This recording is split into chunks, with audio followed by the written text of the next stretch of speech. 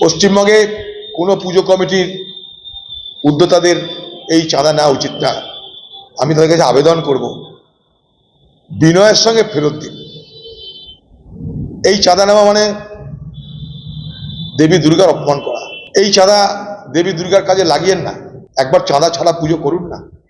আপনারা বলুন না যে বিচারটা হোক, তারপর চাঁদা নেব, ডবল চাঁদা নেবেন আগামীবার, টাকাটা রাখা থাক।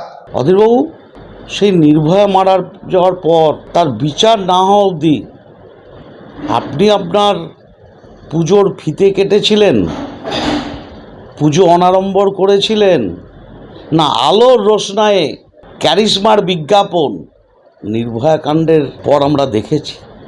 আপনার এই বিবেকটা যদি এই মুর্শিদাবাদ জেলায় ওই নির্ভয়া কাণ্ডের পর উদ্রেক হতো, নিশ্চয়ই আজ আপনাকে আমি সমর্থন করতাম।